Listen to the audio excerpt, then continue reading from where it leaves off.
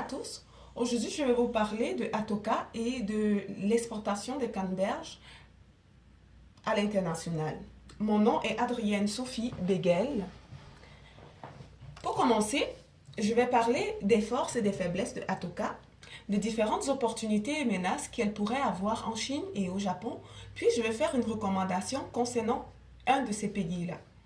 À l'international, je vais choisir un segment dans l'un de ces pays mentionnés plus haut et je vais vous présenter l'adaptation que j'ai faite du produit de Atoka. Donc, tout sur Atoka, je commence par les forces de Atoka. La première force est celle de l'innovation technologique. Pourquoi? Parce que Atoka utilise un système HACCP qui est une méthode systématique et préventive d'assurance de la salubrité des aliments. Cela signifie que Atoka met tout en place dans tout le processus de transformation des canneberges pour que les canneberges soient salubres. Et Atoka a reçu aussi un certificat de United States Custom qui montre l'engagement de l'entreprise à maintenir un niveau de sécurité maximal dans toutes ses activités. Elle a aussi reçu cette certification de KAI internationale qui montre que Atoka a des produits conformes aux normes de l'agriculture biologique du Québec. La deuxième force est celle des finances. Atoka a plus de 1400 acres à sa possession. Elle est la troisième plus grosse ferme au monde. Cela lui permet d'avoir une grande capacité d'emprunt auprès des banques parce que elle peut avoir une capacité maximale d'emprunt.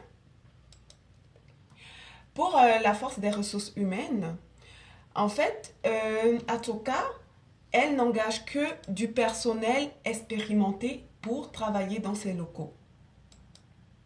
Ce plus-là est d'une grande capacité vu que c'est pour cette raison que la direction générale décide de sélectionner rien que des producteurs canadiens qui sont soucieux de l'environnement et qui respectent les normes gouvernementales imposées par le Canada.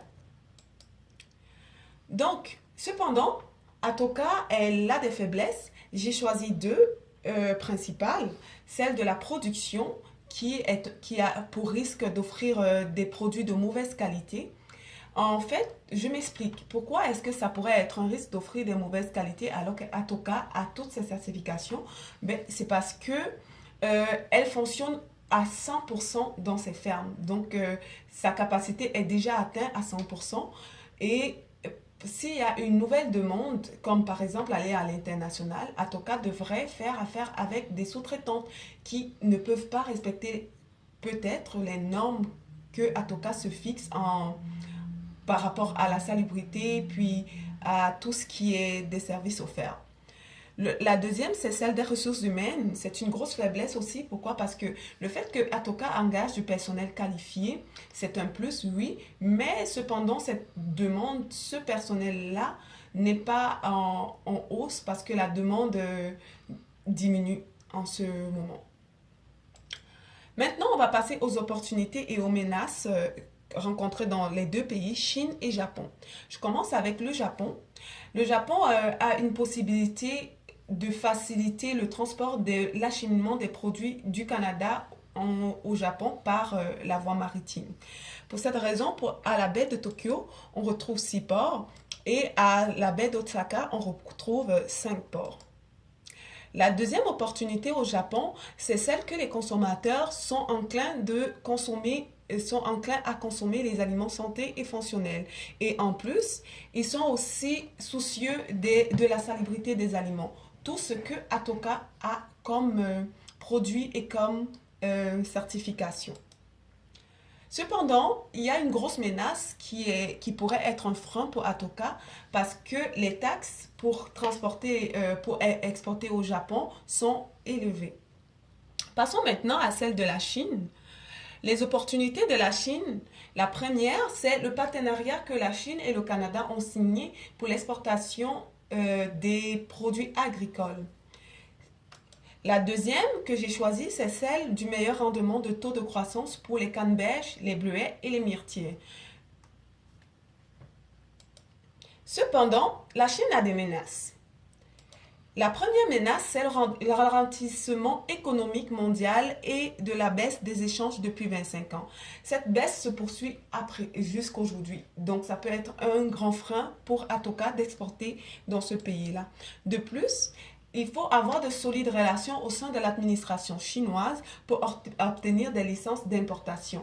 Donc, si Atoka n'a aucune relation avec des gens en Chine, ce serait quasiment impossible d'avoir des licences d'importation qui sont de surcroît très élevées à obtenir dans le prix. Concernant la recommandation, moi, je recommande à Atoka, si jamais il décide d'exporter, de se rendre au Japon. Pourquoi? Parce que premièrement, le Japon a des consommateurs qui veulent consommer des produits santé, qui peuvent consommer des produits exportés. Malgré le fait qu'il y ait une tarification élevée, des taxes élevées, Atoka peut bravir cette étape-là. Pourquoi? Parce qu'elle a une capacité d'emprunt élevée auprès des banques. Maintenant, en tant qu'Atoka qui va à l'international au Japon,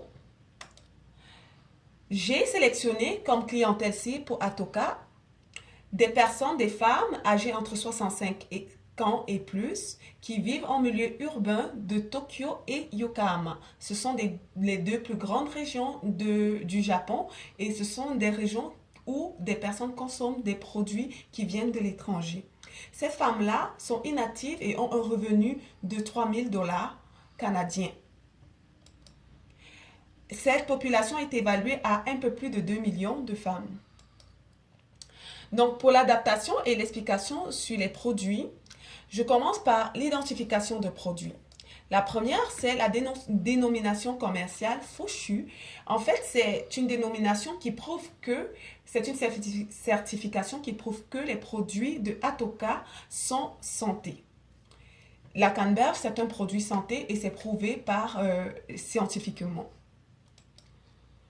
La deuxième, c'est l'étiquette anglaise que nous allons faire une étiquette nutritive anglaise ici au Canada. Puis, nous allons apposer une étiquette japonaise au-dessus. Pourquoi? Parce que les Japonais sont plus enclins à prendre des produits où il y a une étiquette japonaise apposée sur une étiquette anglaise. Pour eux, ça prouve que c'est un produit qui vient de l'étranger.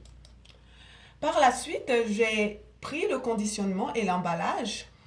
Concernant le conditionnement, nous allons garder le même conditionnement. Nous allons changer le conditionnement pour 80 grammes parce que les Japonais aiment plus consommer des petites quantités. Cependant, nous allons ajouter un emballage. Celui-là, c'est un emballage cadeau parce que les Japonais, ils aiment offrir des cadeaux à des personnes de leur entourage.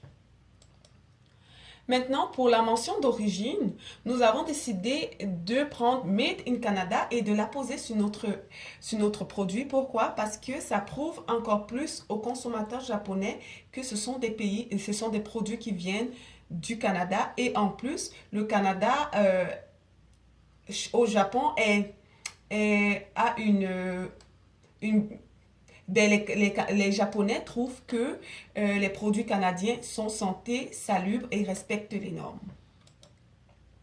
Pour l'adaptation du prix, j'ai choisi de prendre une stratégie de prix fixe parce que dans mes recherches, j'ai vu que les Japonais font des recherches sur le produit, comment il a été fait qu'ils peuvent aller regarder puis se rendre compte que le prix au Canada coûte le même au Japon. Oui, ça sera cher, mais cette population est plus enclin à choisir ce produit-là. Maintenant, pour l'adaptation, j'ai choisi le transport maritime par rapport au port et j'ai choisi le détaillant Aon parce qu'il cible les personnes âgées et qu'il a des cartes de fidélisation. Donc, il a des clients fidèles. En conclusion, les forces d'Atoka sont un gros plus pour faire le choix du Japon pour exporter ses produits. Et donc, ce produit va juste être amélioré, mais garder les mêmes adaptations et être bénéfique pour Atoka pour faire des échanges entre le Japon et le Canada. Je vous remercie de m'avoir écouté. À bientôt.